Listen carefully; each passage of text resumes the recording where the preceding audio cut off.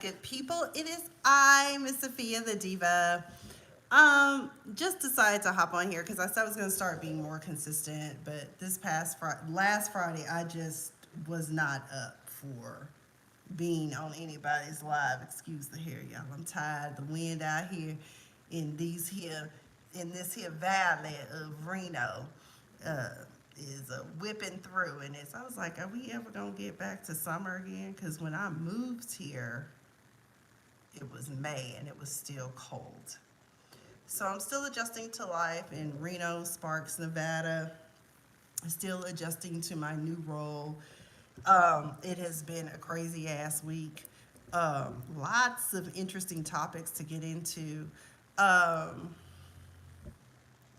let's see, where do we want to begin? So, yeah, y'all, I finally took a drive and listened to Cowboy Carter. Oh my God, it is amazing. Beyonce really put her foot into it. I love having Willie Nelson and Dolly Parton and all um, these new artists or young country artists, black country artists that many people have not heard of. I knew who Shabuzi was. I love his Annabelle. That's one of my favorite songs by him. Appears twice on the album with Spaghetti, and I forgot what the other tracks are. I don't have the list, but y'all, I am digging Daughter. I was like, Daughter is now my theme song. It's a very slow paced flamenco type sounding song, but I absolutely love it because it talks about how when people cross her, people think that she's nothing like her father, but you cross me and I'm colder than Titanic waters. And I'm like, yes, girl, yes, get into it. I love it. But it really is a well crafted album. It is not for everybody, it's not digestible for everybody. I know that haters are going to come. Beyonce is just one of those people that for some reason, why don't she just go away? You'll hear crazy ass shit like that. And I'm like, if you were doing what she does for a living, would you want people to be saying that about you?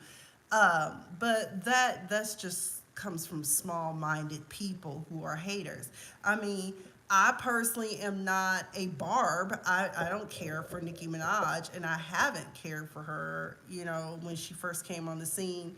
And, that's okay. She ain't for everybody either. She's not digestible for everyone's taste. But I do think that it is very important to pay Beyonce her flowers because she brought out somebody I had never even heard of in country music. Like, honestly, with me growing up and watching Hee Haw, I grew up with like listening to Crystal Gale and Barbara Mandrell and the Mandrell sisters and Dolly Parton, of course, and Willie Nelson, the Highwaymen, uh, Johnny Cash, Loretta Lynn, all of these people I'm naming. And then when it got into modern, I got into, like, of course, Shania Twain and Faith Hill and what's her name? Is it Leanne Rimes? I guess she just kind of fell out of love with country music. I don't know what happened to her. And then trying to think who else. But there's a lot of artists out there that Beyonce is kind of helping put on the map. Right now, I can't think. It's one girl. What's her name? Tammy.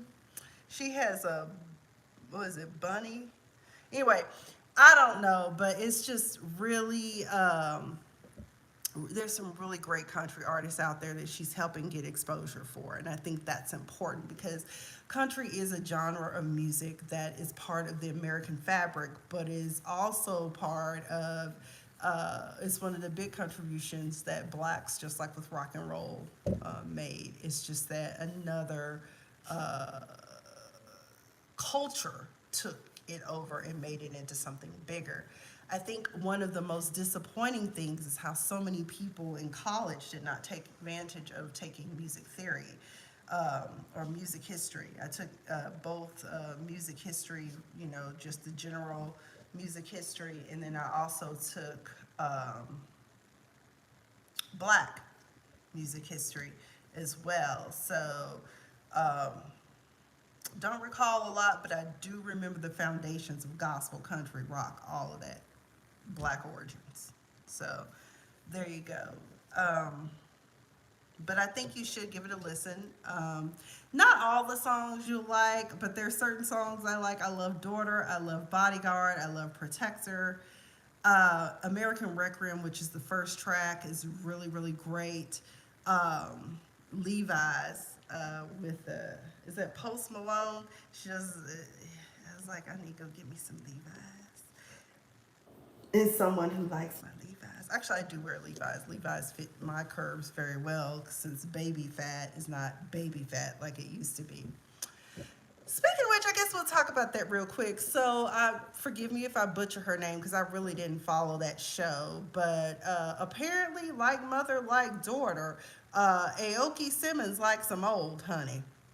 So she's dating some Italian restaurateur that he's 65 and she 21. Baby, if he don't marry you, you're gonna be part of the generation skipping tax, because generation skipping tax is only covered, up to 37 and a half years if you give it to someone that probably is not related to you. Um, and then they've been recirculating a video of her telling her father that, what did she tell him? That if he didn't up her allowance, that she was gonna go get her a sugar daddy. So I guess that's what she had to do. Someone on Twitter, I think it was Twitter or Instagram, commented and made a very good point to say, hell, is the family only rich in name? Because at this point, you gotta wonder, why is this child out here with this 65-year-old?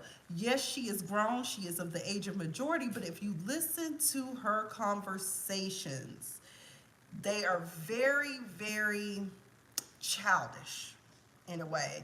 And I'm not saying it because I noticed there are some psychological components going in, that's happening there. I see a lot of anxiety. I see ADHD.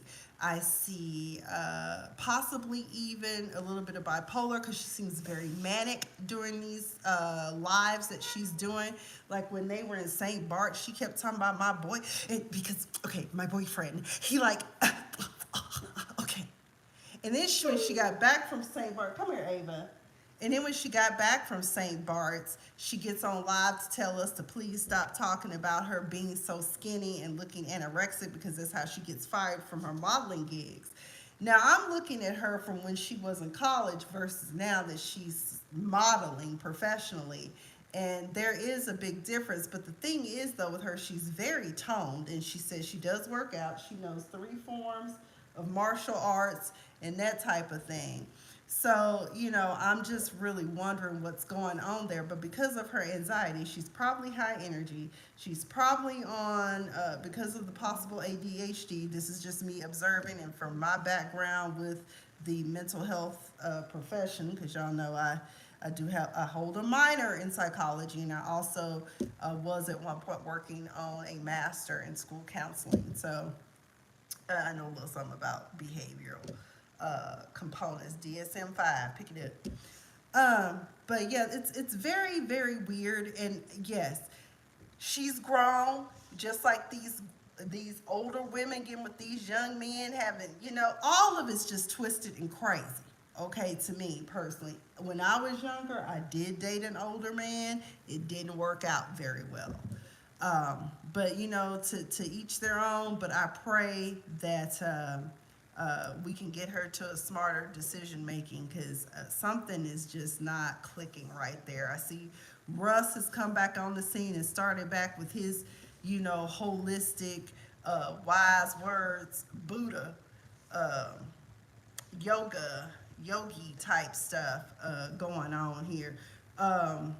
But people are still wondering, what is he going to do about the issues that have come up? Because as you know, in the past couple of weeks, we've seen where the feds have raided Diddy's 2 major homes in LA and in Miami, and people are wondering why he's still wandering around. Well, we don't really know all the details, quite frankly, as far as I'm concerned. For all we know, I mean, looking at it from the outside, looking in, for all we know, Diddy could be an informant for the FBI. Shit, we don't know. And then, because